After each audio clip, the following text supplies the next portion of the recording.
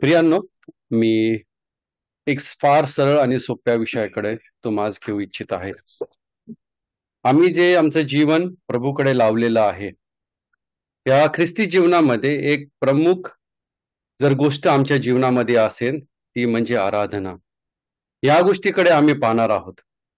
मी कुठल्याही प्रकारे कुठल्याही थिओलॉजीकडे नेणार नाहीये, पण मी खूप बेसिक गोष्टीकडे तुमचं लक्ष केंद्र इच्छितो. आम्हास प्रत्येकास ठाऊक आहे की जुन्या करारामध्ये अनेक प्रकारचे अर्पण होते. बेसिकली आम्ही पाहिलं तर 5 मुख्य अर्पण होते आणि ह्या 5 मुख्य अर्पणांचे जर आम्ही रिझन पाहिले किंवा त्याचे कारण पाहिलं तर ते असे होते की पहिलं होतं ते की पहिले 2 अर्पण जे होते ते कनेक्टिव्हिटीसाठी होते, to be committed to God, to be committed to God. आणि दुसरे 2 जर पाहिले तर त्याच्यामध्ये क्लेन्झिंग होतं, त्याच्यामध्ये लोक काय करत होते, आपल्या स्वतःला शुद्ध करत होते. आणि तिसरी गोष्ट म्हणजे हा अर्पणाचं कारण होतं ते म्हणजे to be to to to communicate with God. 3 गोष्टी ज्या आम्हाला पाहावयास भेटत आहे की आमचं कम्युनिकेशन जे होतं, कमिटमेंट आणि क्लेन्झिंग, ह्या 3 गोष्टी या अर्पणातून इस्टॅब्लिश होत होत्या. आणि ही सर्व गोष्ट किंवा हे सर्व गोष्ट आम्हाला प्रभू ख्रिस्तामधून पूर्णतेस पाहावयास भेटत आहे कल्वरीच्या क्रुसावरती.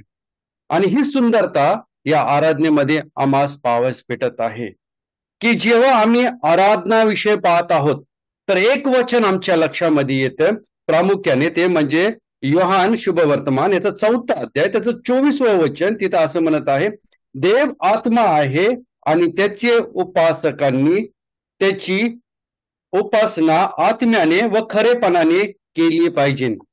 मग प्रश्न असा उभा राहतो, खरेपणाने हा शब्द जो आहे तो खरोखर मनाला लागून जातो की खरोखर खरेपणाने करणारी आराधना, ह्याचा अर्थ काय आहे? लोक ह्या गोष्टीकडे पाहत आहे का? आराधना तर होत आहे. जुन्या करारामध्ये आम्हाला अर्पण पाहावयास भेटत आहे, अनेक अर्पण पाहावयास भेटत आहे. लेवीच्या पुस्तकामध्ये, गणनाच्या पुस्तकामध्ये, लेवीचे पहिले 4 ते 5 अध्यायामध्ये आम्ही पाहिलं तर तिथं आम्हाला पाहावयास अर्पणाचा नियम पाहावयास भेटत आहे. त्याचप्रमाणे गणनामध्ये गेलं तर 15व्या अध्यायामध्ये देखील आम्हाला पाहावयास भेटत आहे की अर्पणाविषयीची आज्ञा आम्हाला पाहावयास भेटत आहे. पण इथे जो शब्द वापरलेला आहे, खऱ्यापणाने केलेली आराधना, हा फार प्रामुख्याचा विषय आहे. कारण की ख्रिस्ती जीवनाचा मूळ जो आहे त्याच्या आराधनेच्या भोवती तो स्थापित झालेला आहे. It is established around the core of a Christian life with his pure worship. आणि हेच आमचं सिद्धांत, हेच आमचं मूळ आहे. बाकीच्या ज्या गोष्टी आहेत त्या आपल्या जागेवर वचनाप्रमाणे आहे, पण वैयक्तिक जेव्हा रीतीने आम्ही पाहतो तेव्हा आराधना जी आहे ती फार जवळपणेने लागू आहे. त्याचप्रमाणे आम्ही जर पाहिलं तर प्रत्येक विश्वास जो आहे तो काय करतो, आपले इमोशन्स, आपल्या भावना खऱ्यापणाने देवास कनेक्ट करत आहे. The true worship originates from the heart and it flows with genuine love. त्याचप्रमाणे आम्ही पाहिलं की याच्यामध्ये जी आहे डीपर इमोशनल इन्व्हॉल्वमेंट आहे. खूप आतून खोलवरून या भावना प्रभू संगती कनेक्टेड आहेत. आणि जोपर्यंत आमच्या अंतःकरणातून या भावना प्रभूपर्यंत कनेक्ट होत नाही तोपर्यंत आमच्या मनातून ही आराधना येऊ शकत नाहीये. आम्ही जर फिलिप्पियस पत्राचं 3रा अध्याय त्याचं 3रं वचन वाचलं तर तिथं 2 गोष्टी आम्हाला पाहावयास भेटत आहे. ख्रिस्त येशू विषयी काय लिहिलेलं आहे, अभिमान बाळगावा व देह स्वभावास काय करावा, दूर ठेवावा. 2 गोष्टी. प्रभू श्री ख्रिस्ताविषयी अभिमान बाळगावा. आम्हास प्रभूंशी अभिमान आहे का? हा अभिमानातूनच आराधना निघत आहे. जर आम्हाला आमच्या प्रभूविषयी त्यांनी केलेल्या कार्याविषयी अभिमान नसेल तर आमच्या अंतःकरणातून प्रभूसाठी ते लागणारे विचार, ती लागणारी भावना बाहेर येणार नाही. जोपर्यंत आम्ही आमची आराधना एक रिच्युअल प्रमाणे घेत आहोत, एक जस्ट एक एक एक एक म्हणजे रूढीप्रमाणे घेत आहोत, तोपर्यंत प्रभूच्या आत्म्याच्या साहाय्याने आम्हास ती आराधना निघणार आहे, ज्याची अपेक्षा प्रभूला आहे, ज्याची अपेक्षा मनुष्याला आहे असे नाहीये. कारण की मनुष्याविषयी असं म्हटलेलं आहे की मनुष्याची आराधना जी आहे ती फक्त देहाने होऊ शकते. प्रभूची आराधना जी आहे, जी प्रभूला मान्य आहे, ती आत्म्यानेच करावी. मग या आत्म्याद्वारे केलेली आराधना त्याला खऱ्या अंतःकरणाने कनेक्ट होणं फार गरजेचं आहे. मग ते शुभ वर्तमानाचा 15वा अध्याय त्याचा 7 ते 9 वचनामध्ये आम्हाला पाहावयास भेटत आहे की मनुष्याच्या द्वारे केलेली आराधना कशी आहे. मनुष्य जो आहे तो फक्त ओठाने आराधना करत आहे, त्याचे फक्त ओठ बोलत आहे, फक्त शब्द निघत आहे, पण त्यांचे अंतःकरण देवापासून दूर आहे. जर अंतःकरण देवापासून दूर असेल तर कुठल्या प्रकारची आराधना. पुढे असे म्हणत आहे 8व्या वचनामध्ये तो म्हणत आहे की ही व्यर्थ अशी आराधना आहे. व्यर्थ अशी आराधना प्रभूस मान्य नाहीये. मग आम्हाचं लक्ष कुठे जातं? मलाकीच्या पुस्तकामध्ये जातं, जिथे प्रभू फार प्रामुख्याने बोलत आहे. देव त्यास बोलत आहे की तुम्ही कुठल्या प्रकारे अर्पण घेऊन येत आहात, लंगडे, आंधळे आणि जे टाकाऊ असे आहात का? त्याचप्रमाणे जेव्हा आम्ही इथं नवीन करारामध्ये येतो, ही जी आम्हाला प्रभूमध्ये एक फार अमूल्य अशी संधी मिळालेली आहे, देवाची प्रत्येक वेळेस करण्याची आराधना. ही संधी अनेकास नाहीये. ही संधी फक्त त्याच्या रक्ताच्या द्वारे निवडून घेतलेल्या काही लोकांस भेटलेली आहे. जी आराधना स्वर्गामध्ये चाललेली आहे, त्या आराधनेमध्ये आम्हास प्रभू सहभागी करून घेत आहे त्याच्या रक्ताच्या द्वारे. ही फार मोठी गोष्ट आहे. हे आम्हास फार सिरियसली घेणं गरजेचं आहे प्रियांनो. ही छोटी बाब नाहीये. जिथे स्वर्गामध्ये सतत आराधना चाललेली आहे, त्या आराधनेमध्ये आमचा सहभाग असणं आणि प्रभू ती मान्य करणं, त्याच्यासाठी खरोखर कुठल्या लेवलपर्यंत जाणं आहे याचा आम्हाला आज विचार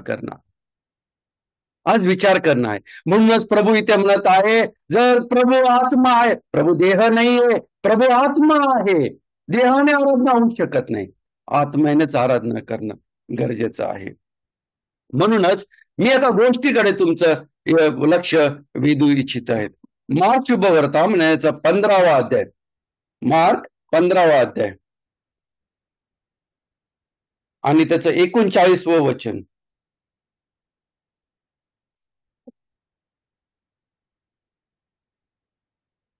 मार्क 15 त्याच. मग त्याने अशा प्रकारे प्राण सोडला, हे त्याच्या समोर जवळच उभा राहिलेला सत्ताधीशपती पाहून म्हटले, खरोखर हा माणूस देवाचा पुत्र होता. आता आम्हाला इथं पाहावयास भेटत आहे की प्रभूने जेव्हा आपला आत्मा सोडला, तिथं एक सत्ताधिपती उभा होता आणि तो सत्ताधिपती तिथे म्हणत आहे, खरोखर हा देवाचा पुत्र होता. हे शब्द काय अचानक आलेले आहे का? याच्या मागे एक प्रवास आहे. या 3 शब्दांमध्ये देवाची आराधना आहे. हे फक्त वाक्य नाहीये. ह्याच्यामध्ये खऱ्या अंतःकरणाने केलेली आराधना आहे. आम्हाला पाहावयास आहे की त्या काळोखी शुक्रवारी जेव्हा तो सत्ताधिपती तिथे उभा राहिलेला होता, जो तेव्हा त्याच्या ड्युटीज करत होता, त्यावेळेस त्याच्यासाठी एक कार्य दिलेलं होतं. हे पाहावयास की प्रभूने त्या क्रुसावर प्राण सोडणे, त्यांनी त्यास मरणास पाठवावे असं त्यास आज्ञा केली आणि तो खरोखर त्याचं काम योग्यरीत्या करत होता. आणि हे जे क्षण होतं ते इतिहास 2 भागामध्ये दुभारणार होतं. It would be dividing the history into 2 divisions and it was a very significant event. या सत्ताधिपतीला त्या गोष्टीचा अनुभव नव्हता, पण जेव्हा ही घटना घडली त्यावेळेस तो खरोखर प्रभूच्या चरणास आलेला आम्हाला पाहावयास भेटत आहे.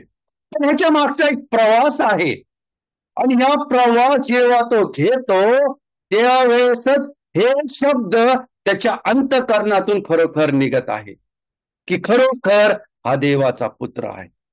हा प्रभूचा शिष्य नव्हे, प्रभूला मानणारा हा व्यक्ती नव्हे, हा रोम साम्राज्यासाठी काम करणारा एक व्यक्ती होता, ज्याचं काम होतं लोकांना ताडण करणं. आणि त्याच्याविषयी असं म्हटलेलं आहे, तो कोण आहे?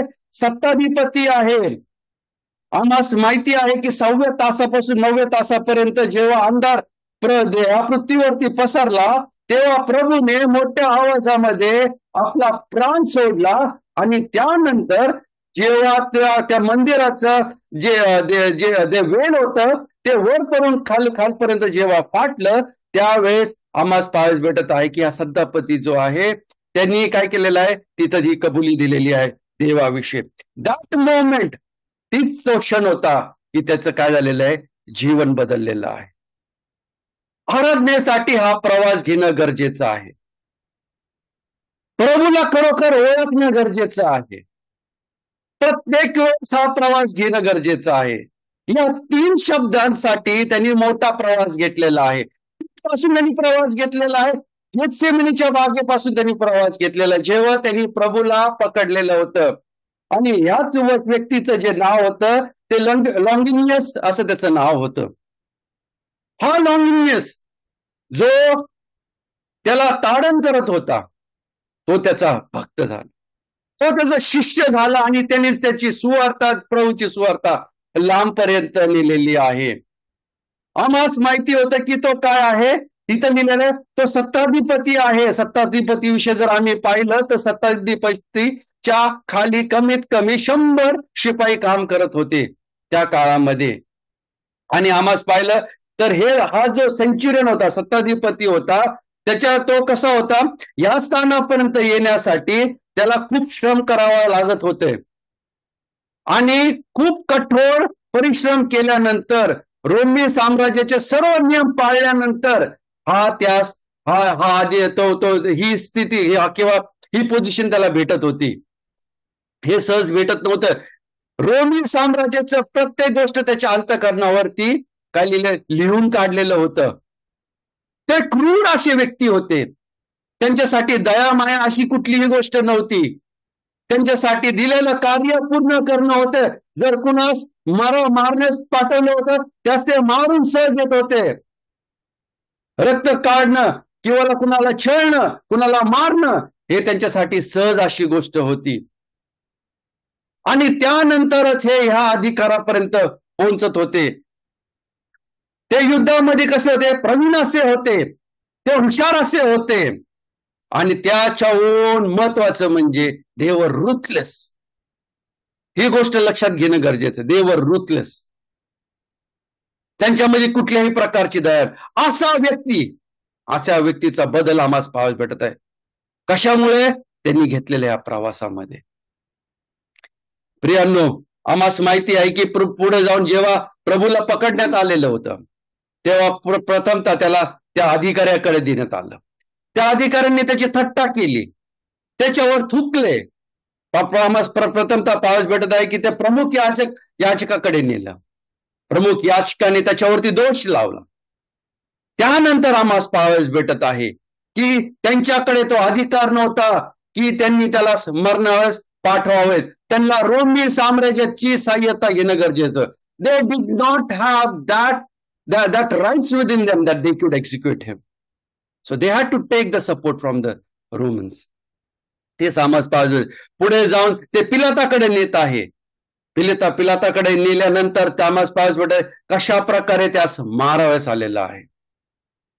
पिलाताकडे त्याच्या बायकोचा निरोप येतो की ह्या व्यक्तीविषयी आपलं काही लेणं देणं नाहीये. मला स्वप्न पडलेलं आहे आणि त्याच्यामुळे मी फार चिंतेमध्ये आलेली आहे. I am truly troubled by the vision that I have received because of this man. पिलात जो आहे तिथे प्रत्येक प्रयत्न करत आहे त्याला सोडण्याचा. ओलांडण्याचा सण आहे. ओलांडण्याचा सणाची संधी तो पाहून तो म्हणत आहे की मी तुमच्यासाठी एक मनुष्याला सोडू शकत आहे. मी ह्याच सोडू किंवा बराबास सोडू. तिथे आम्हास पाहायचं आहे की जे तिथे याजक होते, प्रमुख याजक होते, शास्त्री होते, त्यांनी पूर्ण समुदायास काय केलेलं आहे, भडकवलेलं आहे. आणि त्यांनी आरोळी लावलेली आहे की आमच्यासाठी बराबास सोडा. आणि ह्यास काय करावं, ह्यास क्रुसावर द्या. क्रुसिफाय हिम. पिलात तिथे त्याचे हात धुवत आहे. पिलात त्याचे तिथे हात धुवत आहे आणि तो म्हणत आहे, I am free of this innocent blood. या व्यक्तीविषयी तो मुक्त झालेला आहे. आम्हाला तिथंच पाहायला भेटत आहे. पण तरीही आम्हास पाहावयास भेटत आहे की काय झालेलं आहे की जे शिष्य आहेत, ते शिपाई आहेत, त्यांनी त्याचा ताडण करायला सोडलेला नाही. त्याला जांभळी वस्त्र घालण्यात आलेले आहेत. जांभळी वस्त्र घालून त्याला मारण्यात आलेलं, थुकण्यात आलं होतं. तिथं आम्हास पाहावयास आहे की एक काटेरी मुकुट तिथं विंचलेला आहे आणि तो मुकुट गुंफून त्याच्या डोक्यावर मस्तकात घातलेला आहे आणि त्याच्या मस्तकावरती वेताने वारंवार मारण्यात आलेला आहे. आणि हा लॉन्गिनियस तिथे उभे राहून पाहत आहे. ही प्रत्येक गोष्ट तो पाहत आहे जवळून. प्रभूला होणारं ताडण तो पाहत आहे. त्याचं दुःख तो पाहत आहे आणि तो आश्चर्याने तिथं पाहत आहे. जसा पिलात आश्चर्याने तिथं आश्चर्यचकित झाला होता.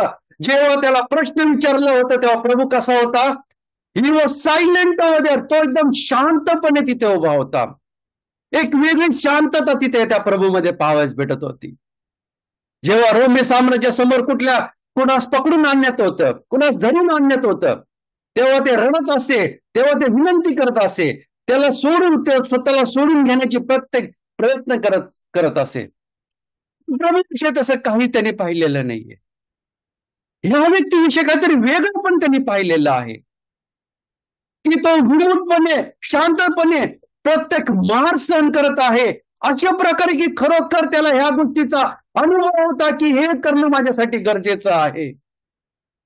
त्याच्या चेहऱ्यावरती कुठल्याही प्रकारे दुःख नव्हतं.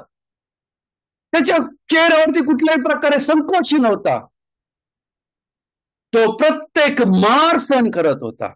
आणि हा लॉन्गिनियस जो त्या क्रुसाच्या पायथ्याशी होता तो पाहत आहे. बदल तिथं घडत आहे. हा प्रवास आहे. हा प्रवास आहे. प्रियांनो, आम्ही पुढे जाऊन पाहत आहे की जेव्हा त्याच्या वरती तो क्रूज देण्यात आलेला आहे, तो क्रूज घेऊन तो चालत आहे आणि तिथे आम्हास पाहत आहे की बऱ्याचशा ज्या यहुदी महिला रडत होत्या, त्यास प्रभू काय म्हणत आहे? लूक शुभवर्तमान याचा 23वा अध्याय त्याच्या 28व्या वचनामध्ये तुम्ही वाचा. तिथं असं म्हणत आहे, यरुशलेमेच्या कन्यांनो, तुम्ही माझ्यासाठी रडू नका, तर स्वतःसाठी आणि आपल्या मुलांसाठी रडा. लॉन्गिनियस हे ऐकत आहे. हे काही वेगळं पण आहे या प्रभूमध्ये, जो दुःखामध्ये देखील दुसऱ्यांचा विचार करत आहे. मग हा प्रवास पुढे जात आहे, क्रुसावरती पोहोचत आहे. क्रुसास तो चोर एक बाजूस पाहावयास भेटत आहे, जिथं तो विनंती करत आहे, जेव्हा तू तुझ्या राज्यात येशील तेव्हा माझी आठवण कर.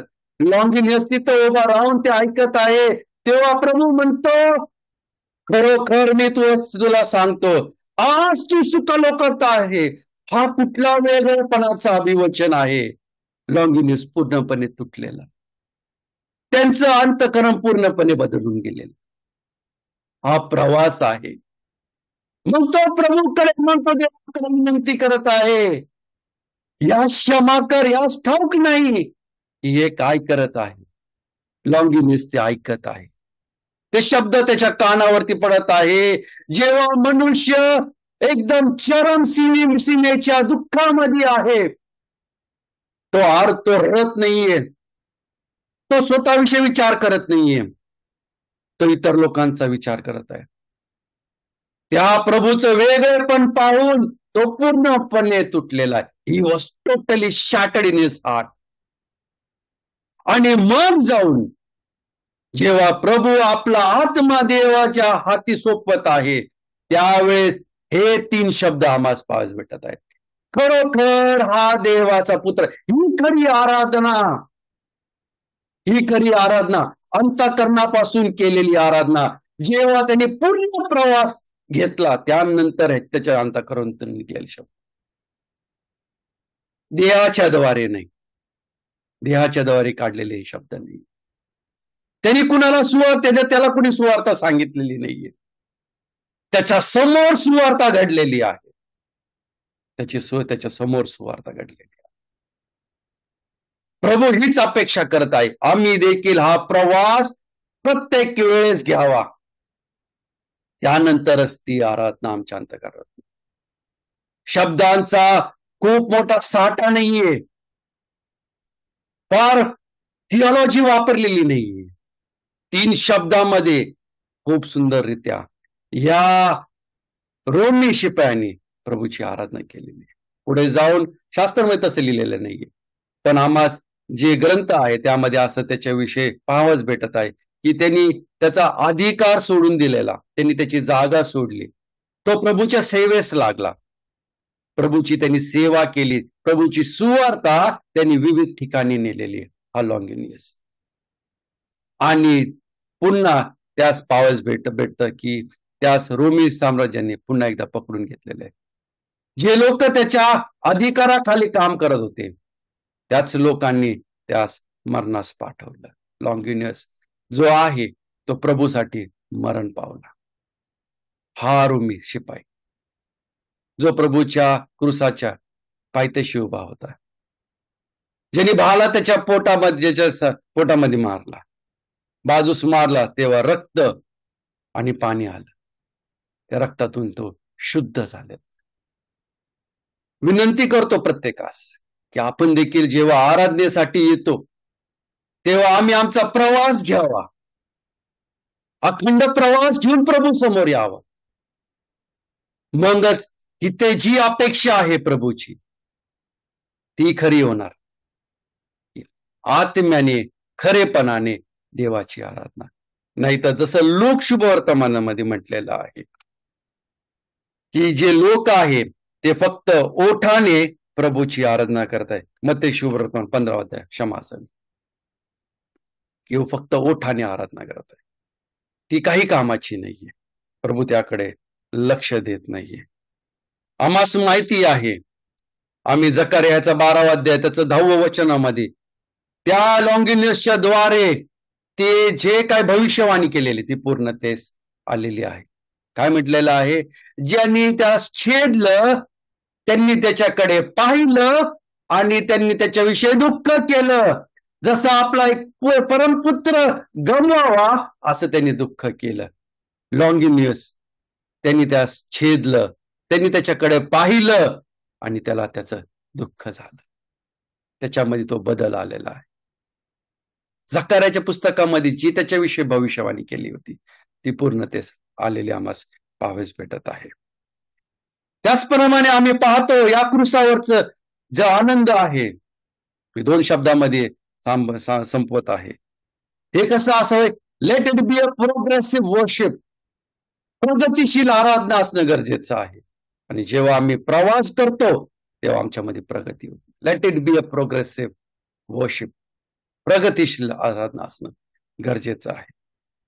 जे उत्पत्ती 3 अध्याय 3 वचनामध्ये त्या एदेन बागेत गमावण्यात आलं होतं त्याच्याविषयी प्रभूंनी ते मोल क्रुसावरती भरलेलं आहे, जीवन देऊन. म्हणूनच आम्हाला माहिती आहे की पहिले योहान 5 अध्याय त्याचं 12 आणि 13 वचनामध्ये म्हटलेलं आहे, तुम्ही जिवंत आहात, तुम्हाला जीवन प्राप्त भेटलेलं आहे आणि तुम्हाला अनंत काळाचं जीवन प्राप्त आहे. जिवंत कशासाठी? हा जिवंतपणे आराधना करण्याकरिता. मृत मनुष्य आराधना करू शकत नाही. जर आम्हाला जिवंत केलेला आहे तर आम्ही हा प्रवास घ्यावा आणि त्या देवाची खऱ्या आत्म्याने काय करावी? आराधना करावी.